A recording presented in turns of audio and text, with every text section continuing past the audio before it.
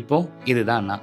இந்த ஃபோட்டோ என்னதான் எனக்கு நேத்து எடுத்த மாரி ஞாபகம் இருந்தாலும், இது எடுத்து கிட்டத்தட்ட ஒரு 15 வருஷம் ஆயிடுச்சு. ஆனா பார்த்தா 15 வருஷத்துக்கு முன்னாடி எடுத்த மாரி தெரியலல்ல. பிகாஸ் நான் அப்பவே அவ்வளோ குண்டா பார்க்க பெரிய பையன் மாரி இருப்பேன். இப்ப நான் மட்டும் கிடையாது. என் கிளாஸ்ல நானு, இன்னொரு பையன் 2 பேர் மட்டும் தான் ஓவர் வெயிட்டா இருப்போம். ஆனா இப்போ நவம்பர் 14 இன்னைக்கு சில்ட்ரன்ஸ் டே கொண்டாடிட்டு இருக்கக்கூடிய ஏதாவது ஒரு கிளாஸ்க்குள்ள போய் பார்த்தீங்கன்னா, மினிமம் 8லிருந்து 10 பேராச்சும் ஓவர் வெயிட்டா இருப்பாங்க.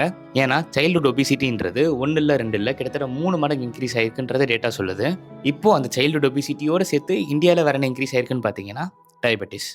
எங்கேயோ கனெக்ட் ஆகுதுல்ல?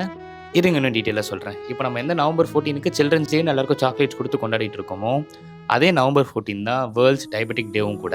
அண்ட் இதில இன்னொரு ஆச்சரியமான விஷயம் என்ன அப்படின்னா, இந்தியா தான் டயபெட்டிக் கேபிட்டல் ஆஃப் த வேர்ல்டே. பிகாஸ் நம்மளோட லைஃப் ஸ்டைல்ல இருந்து, நம்மளோட ஃபுட் ஆப்ஷன்ஸ்ல இருந்து எல்லாமே நம்மள இன்னும் ப்ரோன் டூ டயபெட்டிக்கா தான் மாத்துது. ஸோ நம்ம இந்த இன்ஸ்டாகிராம் ரீல்லலாம் பார்த்தா மாரி, break the pattern today or the loop will repeat டுமாரோன்ற மாரி, நீங்க நல்லா சாப்பிட்டு, நல்லா ஒர்க் அவுட் பண்ணி ஒரு நல்ல லைஃப் ஸ்டைல்குள்ள இருந்தீங்கன்னா, அது நீங்க உங்களுக்கு பண்ணிக்கக்கூடிய நல்ல விஷயத்த தாண்டி, அது உங்க குழந்தைகளுக்கும் நீங்க பண்ணக்கூடிய ஒரு நல்ல விஷயமா மாறும். ஸோ இந்த சில்ட்ரன்ஸ் டேக்கு எல்லாரும் மாரி நீங்களும் அவங்களுக்கு ஒரு சாக்லேட்ட குடுக்கறதுக்கு பதிலா, அவங்களுக்கு ஒரு ஃபர்மான லைஃப் ஸ்டைல குடுங்க.